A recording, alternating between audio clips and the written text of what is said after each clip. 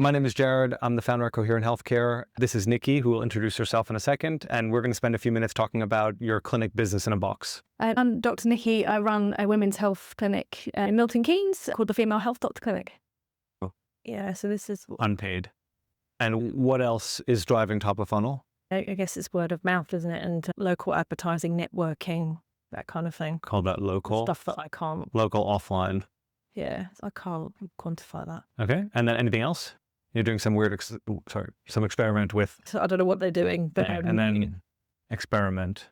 Yeah, but if it doesn't work, I'm not going to carry on. Okay, cool. And this is what's driving top of funnel. That's the top. Yep. Okay. So now let's forget about attribution, but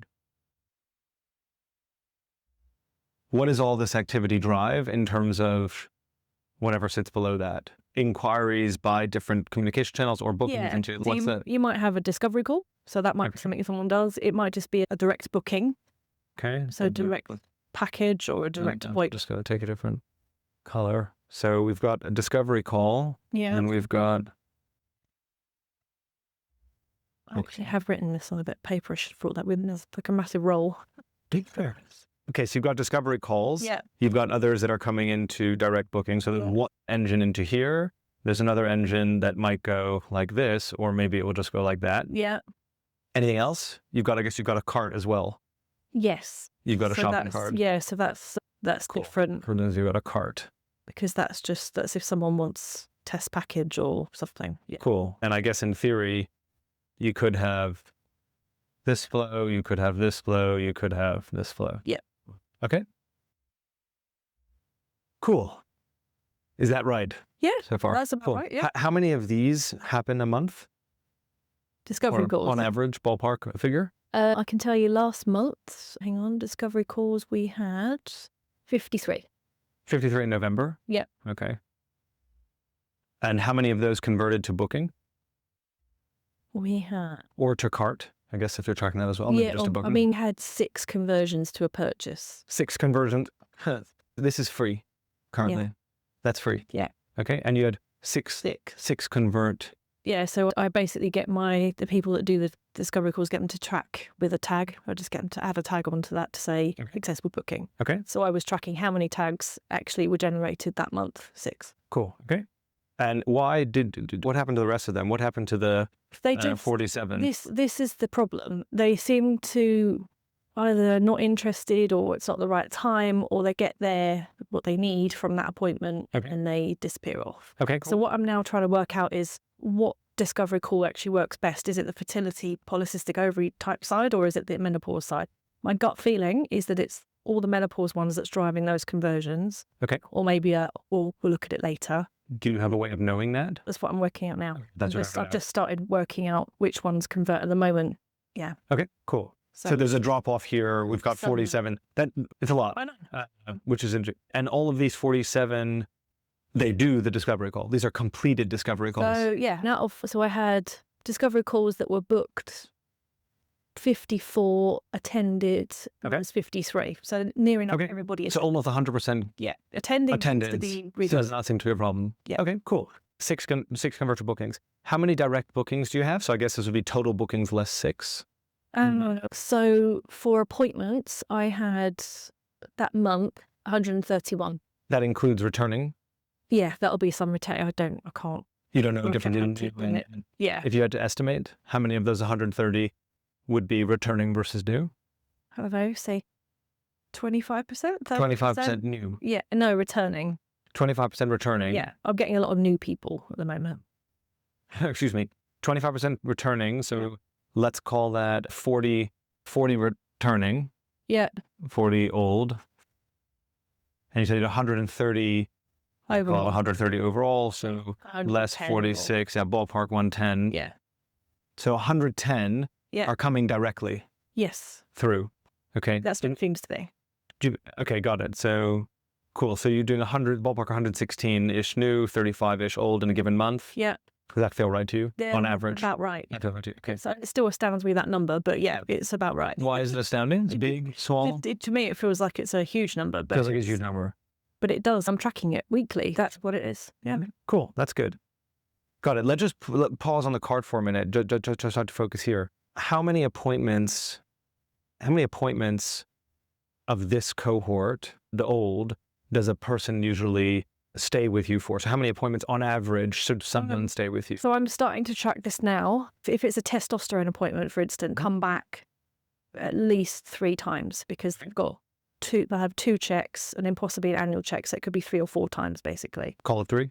Yeah. Call it 3. Okay. Call it 3. So this is a, I'm just trying to do easy math. Let's call this 100 people on average times 3. So in theory, a new appointment should generate 300, 100 people generates 300 appointments.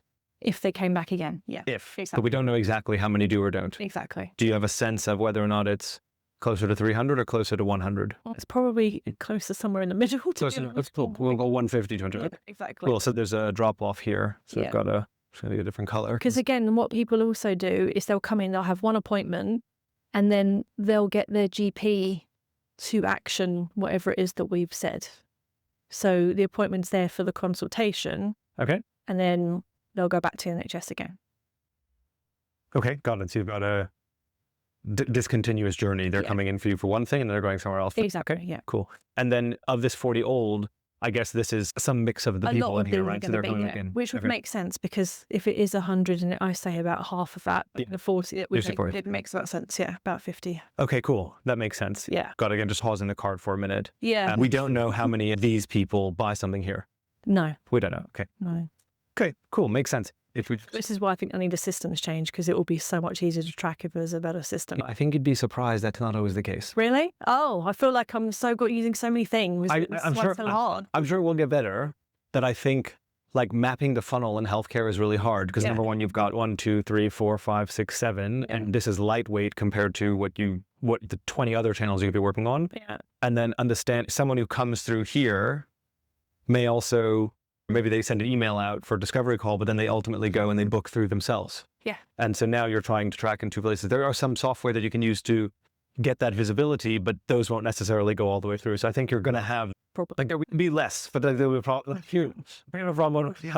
Yeah. Okay, cool. So 47 people of 53 disengage. Let's, just fast numbers. Let's say this is 90% drop off and 50% ballpark drop off here to complete a journey. Round figures. Does that feel right? Sounds about right, yes. I think one observation, just on saying, is like, if you change nothing, except for addressing this population and this population, life gets better. Yeah. Just as like highest point of leverage intervention. Yes. And I think arguably, if this drops to half, so let's say you have 50% conversion rather than 90% drop off, and this drops by half to say 25% disengagement, your total appointment bookings in a given month probably jumps by 80%. Yeah. Without more spend here. Yeah. And I think it's an interesting problem to have, because I think a lot of clinics will say, you know what, I'm not going to optimize down here. Let's just juice it up here. Do that. But this is not the case. And I think you shouldn't do that. That's the leaky funnel. It's like all the way through. I know it's completely, it's an entity. It's like a leaky bucket. We get it. Yeah, yeah. And I think it happens a lot. I think the temptation is, especially because marketing agencies and services are really good at selling themselves, this is what they do. I think the temptation is always, let's experiment up here. Let's do something up here. And this will sort itself out. I've done enough up here. You've done enough up here. Yeah. Cool. What I need to do now is this bit. Okay, great. This is the bit I'm now working on. It's the customer journey. It's the acquisitions. It's the not having people dropping out of a discovery call. Yeah. Okay, got it. I'm happy with the month. So we're saying we're happy up here. Top of funnel is accounted for. Yeah. We have a drop off problem here. Yep. And we have a drop off problem here. Yeah. And if we fix these things, then the return on this spend potentially jumps through the roof, right? I think for now, this is like an e-commerce journey. I'm just going to leave that off. Yeah, for now. well. Yeah. Just put it aside. But it's interesting, and maybe it's interesting in combination with some of the stuff. Yeah, I mean, I could bring this in to the CRM, because there is capability of it. It's just going to take me a long time to do it. Yeah. Or I need to employ someone to do it. Right. So both bad things. Yes. Yeah. Hard work. Yeah. Okay. So maybe let's double click here. Yeah. Let's just focus on this one first. That's what I think I need to focus on. And then let's focus on this one after and try to do it that way. Does that make sense? Okay, cool. So I'll just turn the page. That's good. I like that. It's taken it out of my brain and you put it on paper. And you can keep the paper. Okay, so we've got the problem that we're trying to solve is we have 90% estimated, 90% consult, non-progression. Yes. And it may be that they do progress, but they progress in a month or 3 months or 6 months. I don't know. Yeah. They're in my email. In your email. So I'll keep emailing them until they buy something, but okay. I don't know exactly where they go. Okay, cool. So 90%. Let's just, I know you gave us number 53. Let's just say it's 100 people just to make the number easy. Okay. Yeah. So we've got 100 people. Okay, cool. So we've got 100 people that are on this journey. Now, what we know is that 10% of them are moving down the happy path. So right now you've got 10%, 10 people that are good. Cool. Now you've got 90% that aren't. Now, the question is, what reasons do they not progress from there? Now, is there any population here that's clinically non-compliant? So maybe there's contraindication, some kind of clinical issue that would prevent them from going forward. As in you're saying, you know what, not the right patient for me? No, they don't generally book a discovery call. They don't generally. We generally pick them up before they do. We had a few obstetric inquiries, for instance. Okay. We've just cancelled their call. Okay. Said you're not eligible. Yeah. Okay, fine. So of the 90 people that are still in here, they could. Okay. Do you have any kind of qualification before they end up in the diary? By qualification, they answer something, they fill out something, they indicate something, they message you something, they do something that signals some kind of intent, or is it just once they've booked in, they don't get in? Once they've booked, they'll get some emails. Okay. Kind of which they won't read. It's coming. Yeah. Probably won't read them exactly. If emails and text messages to remind them about the appointment, but nothing else. And one of the things that's been suggested to me is to actually work in some kind of warming up process in this bit. So I've been toying with Bonjoro videos, or maybe just having a video that says, this is what you're going to have at your appointment, this is what you could do to prepare for it. Yeah. Okay. And then, something along those sorts of lines, basically. Okay. And cool. It's the Facebook questionnaire that people will answer. Super lightweight. Yeah, and we've got an AI bot that will also book them in and will ask them questions like, are you booking for yourself? How long have you been trying to get pregnant? Those sorts of things. So quite formulaic screening questions, but not necessarily. Yeah. Okay, cool. Makes Nothing sense. about money. We haven't said how much would you be willing to spend on this kind of Sure. Yeah. Okay, cool. Now, so there's no clinical contraindication, reason for them not to progress. Yeah. They get some, what I'll call like admin nurture. Yep. Around the time of the booking, hey, your booking coming up, really to focus on showing up. Yes. But it doesn't sound like you have a showing up problem because you've got a huge number of people. A lot of people will show up because they're not getting an appointment with their GP. So happy days. They're coming to see us instead. Okay, cool. So now let's just try to get some visibility here. So if we had to say, I've got 90 people and they're not continuing. You don't obviously have the crystal ball to say this is why they're not continuing, but what is your sense? What are the reasons for why they're not necessarily progressing? Price will surely be one of them, but what else? Yeah, I'd say price is definitely one of them. Some people really don't need, I suppose, the more testing or anything. They've had all the tests done. Okay. What they need is the next step, which might be IVF, something that we can't do. So why are they coming into you? I suppose because they've seen the ad that says, are you trying to get pregnant? And they've gone, yes, that's me. I'm trying to get pregnant. Okay, so maybe when you talk to them, they say, oh, I've done this, I've done this, I've done this, I've done this. And you go, okay, you've done everything. That's bad lead quality. So you've got a lead quality issue. So that might be part of it as well. So lead quality. The ones that buy with fertility are usually, they spend a lot. So they'll buy the high-end package that's got everything in it, like the scan, the tests, the swabs, everything. The menopause ones tend to be just appointments. So there's more of them will book, and they'll book an appointment or something. So some people drop off because of price. Some people drop off because they shouldn't be there in the first place. Probably, yeah. Okay, so, there's a lead quality. Not a contraindication, but it's more just they're in a different stage of the thing. They've already had all the stuff done, yeah. And I'm just trying, I don't know that much about this pathway, but if I'm a patient and that's the case, do you ever coach me through that process? Do you ever work with clients on an advisory basis to say, if you're going in for IVF treatment elsewhere, but you want someone to be a champion in your corner, I'm happy to, or is that out of scope? Is that not something I'd thought about, but possibly, yeah. Okay. There's I've got a membership that I'm trying to work out how I'm going to build and what I'm going to put in it. And that might be a way that we can get somebody in. They can have a regular doctor in your corner sort of job. Yeah, exactly. Okay. And why else do they not progress? So we have a price issue, we have a lead quality or misfit on the journey. Why else don't they progress? It's along the lines of I want to think about it. Okay, cool. So nurture, which too cold. Which could be, they're just not ready. Cool. Okay. What happens if that happens? So we have a conversation. It's great. Vibe is good. We get along really well. I understand the issues. Now, what happens next? We might suggest some resources. So your blog to have a look at, got some free resources they can have a look at. If they download the free resource, it automatically tags them as somebody who's interested in that particular thing. So I've got tags for menopause and fertility and polycystic. Where are those resources? They're your own resources? On my website, yeah. Okay. So it might be that's where we direct them to, but that nothing else happens from there. Okay, cool. Yeah. So go here, go self-serve. Yeah, go and have a look at this. Go have a look at this. Let me know if you're when interested. you're ready, yeah. Usually don't come back. Cool. It's not just healthcare. It's like everything. Yeah, exactly. They get busy or whatever. Exactly. Like they don't go look ahead, whatever it might be. Okay. Yeah. So we've got price, lead quality, temperature. Any other reason that they don't progress? I don't think, not I can think of off the top of my head. Okay. These are the big buckets. Yeah, I did do like a survey a little while ago to try and work out why people weren't buying. Cool. And they were the main things. Those main things. Up, yeah. Okay, got it. And if you had to say of the 90 people still in this bucket, how many of them are interested? A third? Is it bottom weighted, top weighted? It's probably price is probably the biggest thing. Okay. So they tell you it's the biggest thing. Yeah, okay. definitely. What percent? 60% maybe. Okay. And then maybe it would be, I don't know, half and half of those two. People will index to price. Yeah. And then it's 15%. 15%. I would question whether or not that's true. You think that's not true? I don't know if it's true. Or maybe it's just an excuse. I just think healthcare is one of those interesting things where you don't shop around in quite the same way. You don't show up in someone's calendar and attend a thing. Your price is on your website. It's not new. And unlike if I were to, as an example, call this hotel, call that hotel, and I'm thinking about a holiday, but I haven't made up my mind. Healthcare, like if you show up because you have a thing you need to do, the people are, without disrespecting the profession, of course, they're not showing up there on a Wednesday afternoon for like good jollies. Like they're showing up because they have a problem. Yeah, and your prices are visible on your website. So my sense would be it's easy to say price.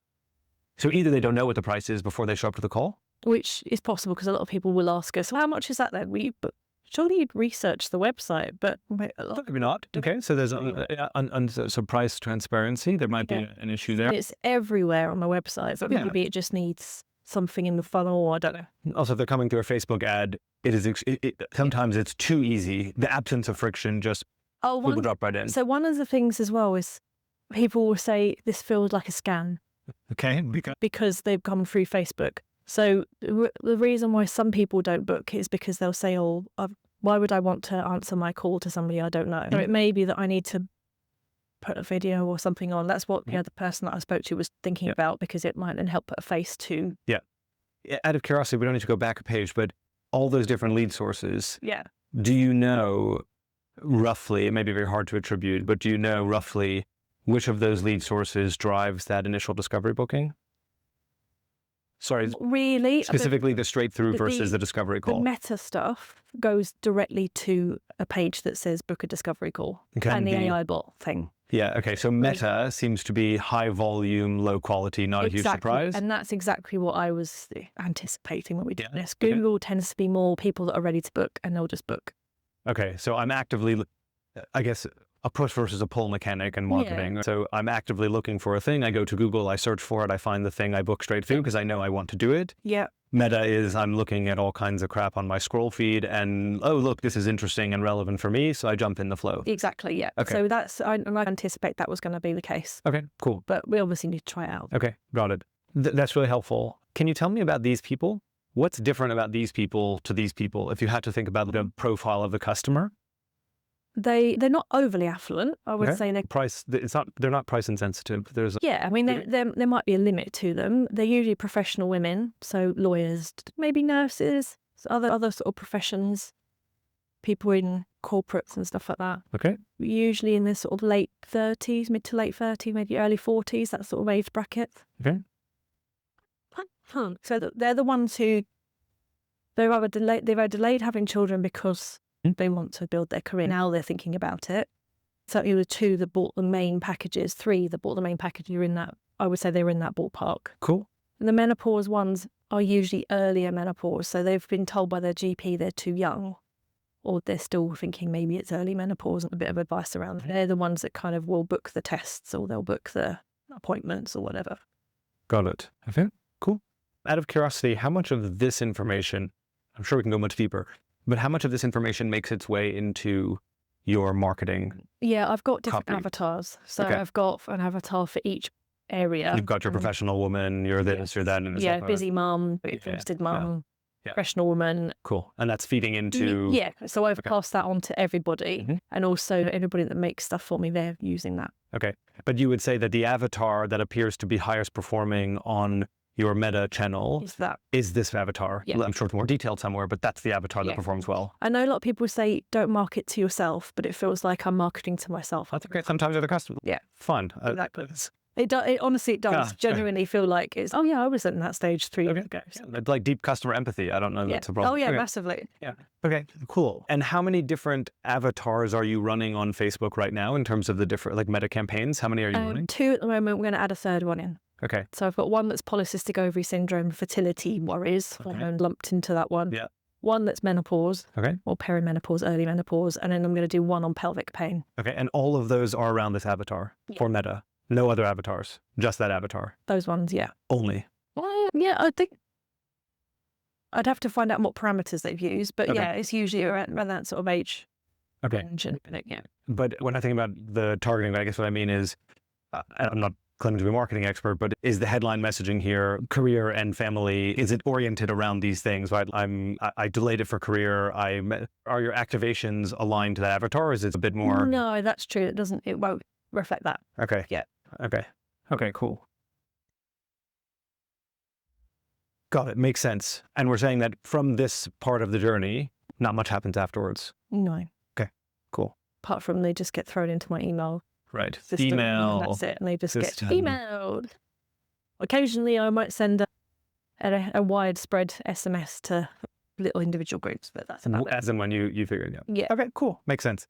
Got it. So that's really helpful to understand. So I think there are a few things that I think are worth thinking about. The first one is, again, we're not focused on marketing, but thinking about messaging. So if, as an example, and I don't know if this is actually the case, but if you know that you get 100 people booking into a discovery call, and you know that 10% of them convert, one way to think about this problem, and it's probably not a silver bullet solution, it's probably a combination of things, but one way to look at the problem is to say, how do I make sure that I just only see these people on this channel? Yeah. And I don't know exactly what the marketing mechanics look like behind that, but I think it's probably a question of very rigorously tightening the messaging, the positioning, the patient testimonials, all hitting a certain narrative that resonates with this audience, because you could, in theory, change the flow of inbound patient if you're only indexed to a smaller messaging structure that hits a certain audience. One way to look at the problem.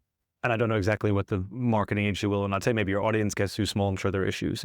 So that's like one sort of strategy, I guess we so like could really say. Niche. Yeah, exactly. It's like niche hard on this. Yeah. I'm going to call her Susie. Which is, I think that's what that experimental lead generation thing they're doing is based around this. Sure. That may be appropriate. So so one thing might be, niching hard here and making sure that this avatar is reflected all the way through discovery, interest, outreach, engagement, booking, all the communication and nurture that happens around it. Susie or don't talk to me. Yes. Yeah. Because there's 47 appointments, like 90% of your people are disproportionate. Not the right person. Correct. So that's a waste of time. Yeah. I only want to talk to Susie. Yeah. Is one way to handle the problem. And it's probably a question of tweaking one of these things and then tweaking the next one. So that would be one sort of thing that comes to mind.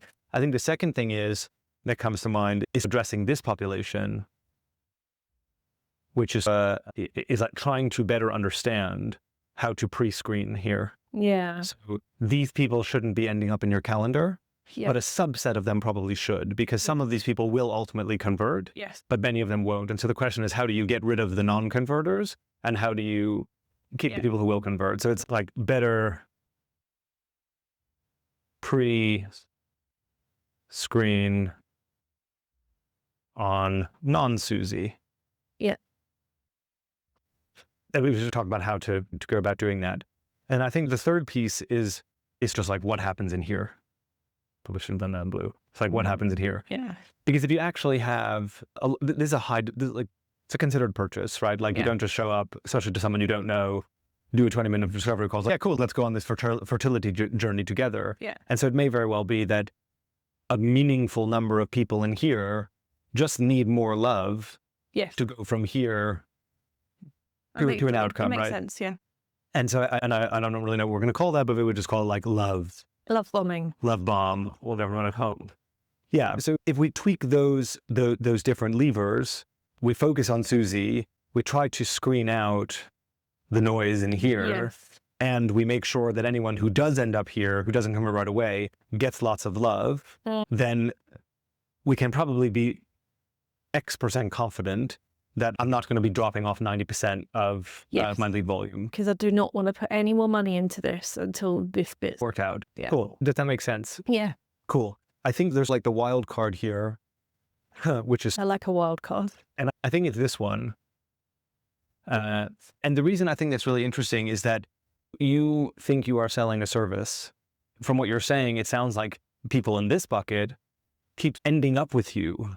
And I would just wonder, are they looking for something else that they're not getting on one of their existing pathways, that there's like a gap in their provision? Yeah. And I don't know exactly what that is, but as a parent, I can very well imagine that having a specialist coach in your corner to be your sounding board, quasi-consultant, might actually fit your membership program, might actually serve as a basis for service expansion, might be a very low cost structured way to serve the audience. I'm thinking of Positive Birth Company. I don't know if you've come by them, PBC, but the owner is like hypnobirthing sort of stuff. And she has a huge community of followers, and she pushes out lots of content, videos around what to think about, how to your positive meditations before all these sorts of things. And it's entirely asynchronous. So it's a productization of the knowledge base, which takes a long time to build. Of course, but you're probably building it just by virtue of doing your core work. And so it might very well be that like it creates long-term leverage for you, in that you have this like rich resource base and you can bring people into. There's a Facebook group that I am building.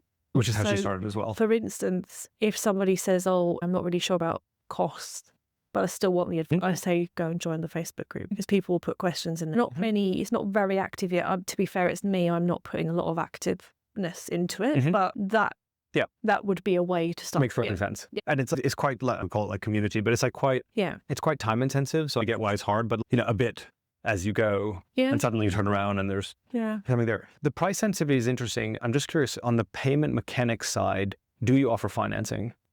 Yes. So there's a company that I've collaborated with that can offer payment plans for 0% interest. But there's a distrust of it. I had a few people that have said, oh, how do I know this is legit? And I'm like, it's a massive company. No research. What's the company? It's Chrysalis Finance. They do a lot of loads of it. And also I do offer payment plans off of Thrivecart and things like that, which I can't do on the medical treatment, this CRM and thing, just because it doesn't work like that. So I do offer it. I don't like to do it because it means I'm then having to chase the payments. I'd rather use the outside company, but for some people they just want it to be on there rather than having to apply for finance. Okay, fine. So there's something in place. Okay, cool. Makes sense. So just zooming out then, I think this feels like some of the triaging work around consultation on progression. And it feels like none of this consumes your operational time. Obviously a will to get it live and to make these adjustments, but in terms of if these things are done, ideally the time you're spending in clinic seeing patients is higher value. And I've also got other people that are helping me to see patients. It's not like I have to necessarily do everything. In fact, I don't want to. No, of course not. But so this is good. Okay, cool. Let's just pause here and let's go into thinking about I think there's more to come back to on this, but let's maybe just come back to that other sort of point of disengagement, which is 100 people start their journey with you. They should generate 300 bookings. And they're probably generating 150, whatever the number is. Okay. So we have a consultation on progression challenge. So again, in trying to, you were saying about membership and everything, I offer people to join the membership off the back of every appointment. But again, it's trying to work out how to improve that bit. I think that's where people can actually, then one appointment turned into 3, 4, 5. Exactly. Yeah, happy A days. year's worth of membership. Correct, yeah, exactly. You don't have a payment in front of your online booking, do you? A payment, So this is a £30 online consultation. It's fully refundable if you can't progress on a clinical basis, and it's fully redeemable against a subsequent treatment if you end up moving forward with us. you mean for discovery calls? Or? Correct. No, that's part of the experimental thing. They've asked me to put £45 on as a payment, which I'm not convinced about. If it's hard enough as it is to get people to actually convert off of that, but maybe that will help with the friction to get more qualified. High qualified ones. Yeah, it's something to think about. Yeah, it's interesting. It doesn't 90+% attendance. Yeah. Would suggest to me that you're not having conversations with people who are completely irrelevant. Like the targeting is good. Yeah. I don't know that someone paying £45 for a digital consultation, it will be a stronger intent signal, but then you'll lose the opportunity to qualify that lead. So I don't know what the trade-off is. Yeah. But I guess the thing I'm wondering is, it sounds like there's a lot of information and warm up, like temperature checking, to go from, I filled out a Facebook ad or Meta ad when I was like after I put my kids to bed, or I guess not have kids to bed, after I did whatever and I got home from work and it was late and I did this thing quickly while I was like getting ready for bed. Yeah. And it just shows on my calendar, there's a whole journey of trust building. Yes. That they can go on with you never actually speaking to them. Yeah. And actually this is stuff that Sean talks about a lot, but when they get on a video call with you, they should be like, I already know you. Yes. Wow, you're here. Like, that's exactly what I've been told. You're here. Oh, great. Like we have this rapport already. We have this thing already, and you've already helped them in some way by giving them some kind of content, whatever it might be. Okay, cool. So problem 2 is a retention problem. And again, we say we have 100 patients. They should generate 3. You said 3 more appointments or something. Whatever it is. The goal is to get to 300 appointments. Yeah. We don't quite get there. Some of them might. And so I guess the question is, of those who drop off, why do they drop off? Let's say that some percent, maybe we say 20%, making the number up, but 20% will go through happily. Yeah. That would feel about right, actually, because they will have testosterone appointments and they don't want the faff of having to go back to their GP to get all the appointments. They'll just come back to me. Okay. And then you've got a whole bunch of people for different reasons who drop off at different points in the journey, who don't actually make it all the way down to the happy land.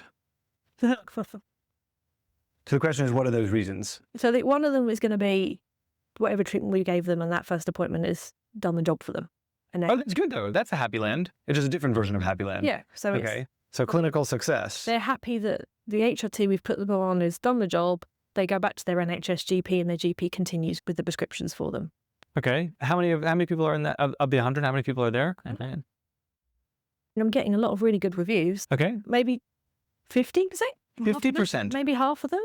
Because a lot of them they just wanted advice. That's all they wanted. What do you charge for your advice session? This is the other thing, £125 for the average appointment. So that's a 30-minute appointment, which may or may not go over 30 minutes because I'm terrible at timekeeping. Cool. Just to price anchor you a little bit, it's £125. So in different parts of the country, different services, we work with a private pediatrician who charges £300 for 20 minutes.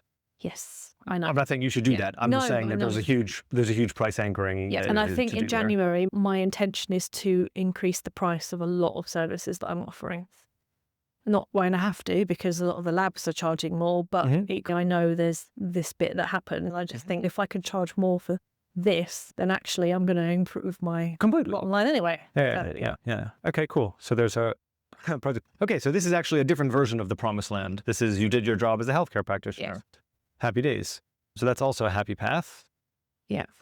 So right now we've got 70% of people who are actually reaching the desired clinical outcome. Yeah. And then the others are, it didn't work, or they don't have enough money to carry on. They only want to do one appointment and then they go back to Okay, so price objection. Or I've referred them on. They go to a gynecologist or they'll go to somebody else.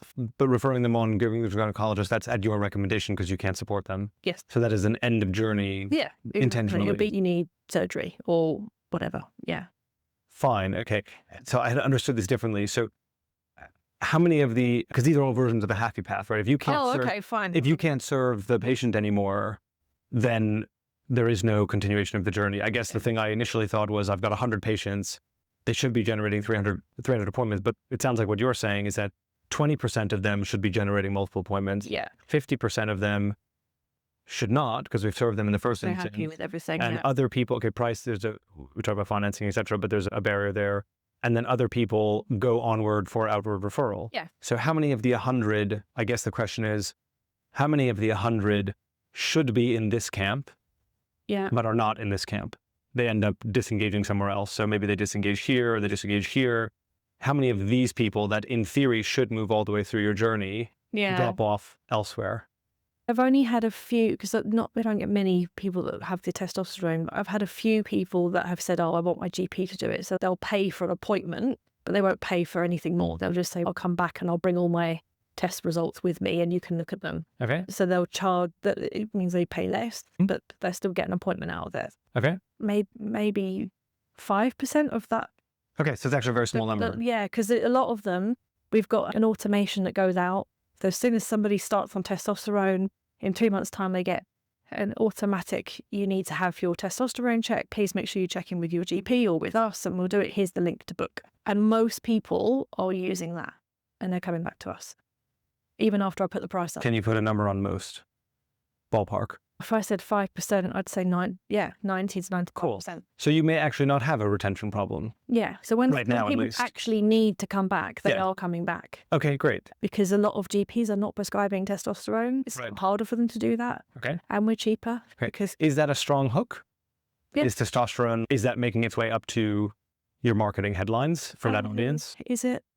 Probably not in a very strong way, but yeah, I am mentioning it and it's in my advertising and things like that. So we prescribe testosterone and everything. So yeah. Okay, cool. So I guess, so that's interesting. So yeah, so these are estimated numbers, but it does not sound like you have a burning, bleeding issue in quite the same way. I think the thing that we're not seeing here is what is what I will call attributable lifetime value. So how much do patients on each of these pathways pay you? So what does someone here pay you in aggregate by the time they close their journey with you? In that 20%. In that 20%. So if they 280 times that, say they had 3 appointments and they bought blood tests off the back of that. Yeah. About 840. Okay, 840. Yeah. Okay. That doesn't include the first appointment, so probably about nearly £1,000. £1,000. Let me call it 1K. Need to make it easy. Okay, so this is one. And that's okay.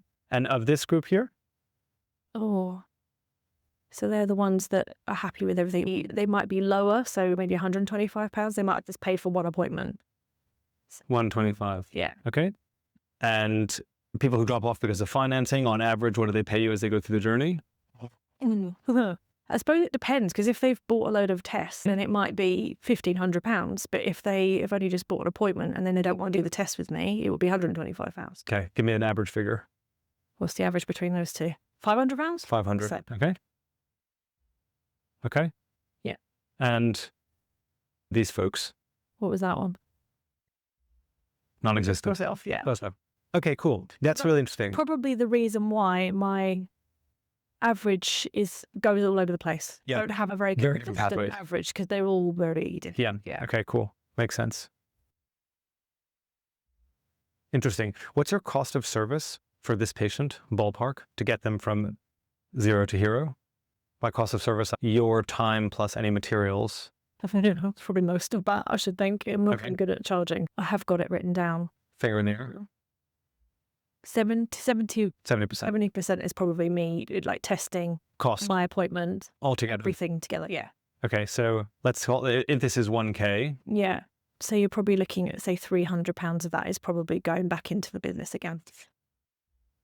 Okay. Here? Well. Ballpark? None of it. Because 125, it depends on who's doing the appointment. If it was me, all of it comes back to me, but I'm putting everything back in the business. Yeah, so it's 0. Yeah. Okay, cool. I know there's... No, sorry. It's like not, I'm not saying about it. It's like that's and here at 500 on average? Yeah, I don't know. Say 350 is all the expenses and 150 is going back into the business. Okay, so 20% comes out bottom, 150 less. Okay, cool. So I'm trying to put everything up on maybe a 15-20% markup at the moment. Cool. Try and generate something. So I think one of the things that's interesting here is that healthcare in general is usually a very high gross margin business, by which I mean for every £1,000 that someone spends with you, you should theoretically see 60-70% of that drop through. Okay. And I said, as you think about medical aesthetics, it's very different. But if you think about medical aesthetics, you spend a whole lot of money to get the facility, put the laser inside, but actually the cost of delivering that one treatment is relatively low. You have a doctor or a practitioner for 20 minutes of their time, and room rental you probably even write off, and you have some materials that you replace.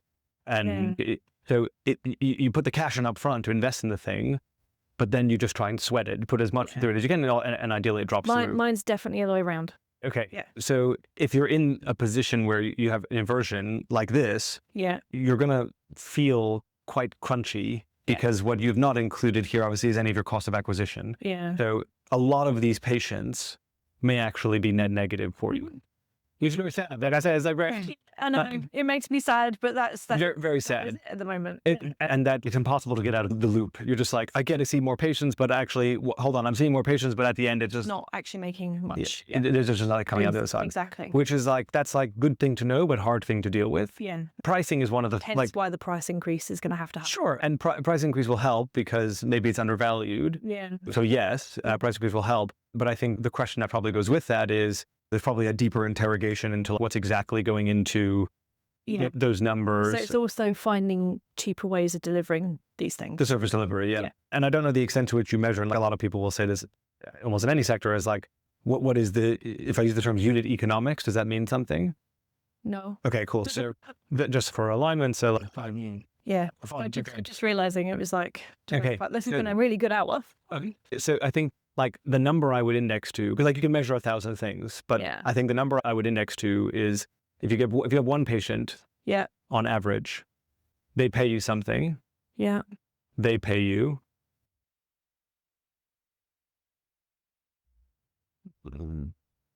a number, right? Yep.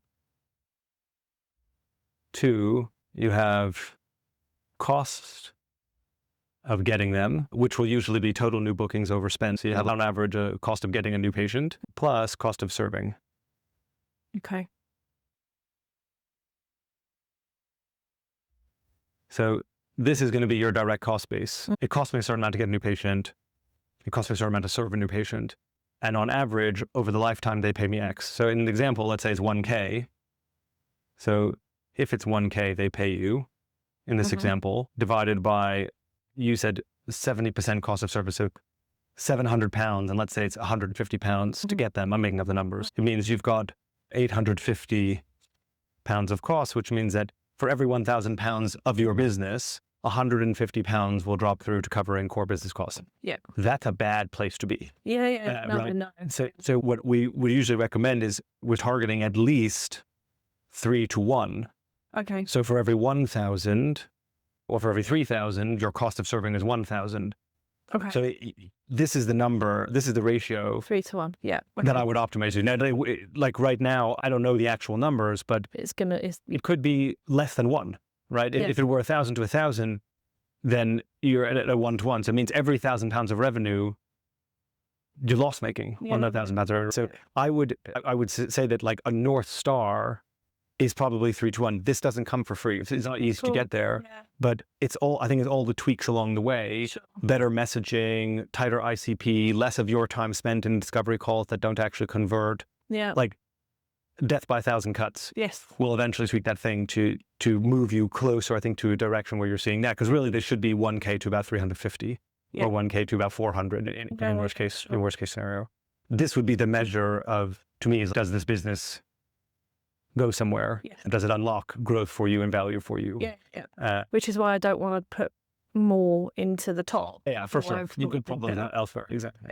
Yeah. Revenue. For example, that's another way to solve the problem. It's maybe it's 3K over 850, right? So maybe your cost of acquisition is fine, maybe your cost of service is fine, but you need to find a way to make people pay 3 times more along their journey. Yes. Which might mean if you go back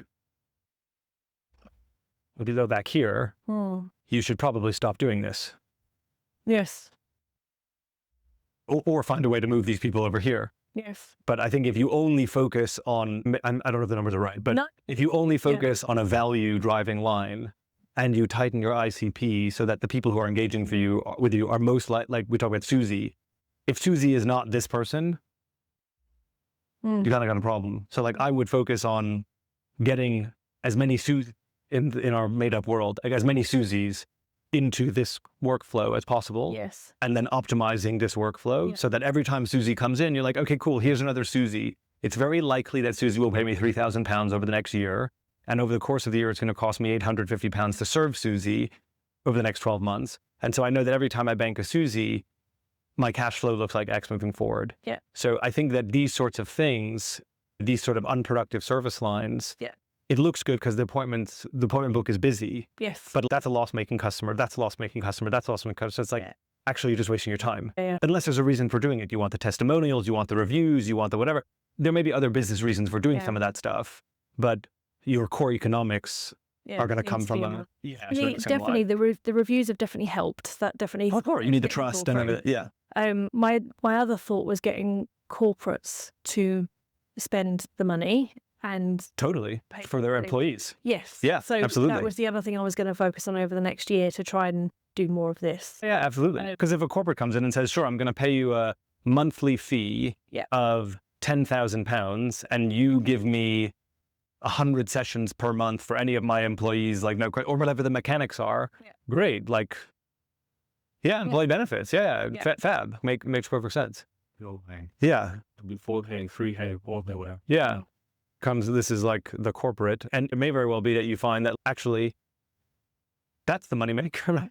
And there's cool, then maybe you want to do this stuff because this is like the feel-good clinical work. Yeah. And maybe you can use this as the revenue, and that's fine. Like those are all business decisions, but it feels like there's a lot happening, like very busy, but the mechanics of that busyness and that is exactly what I am wrestling with.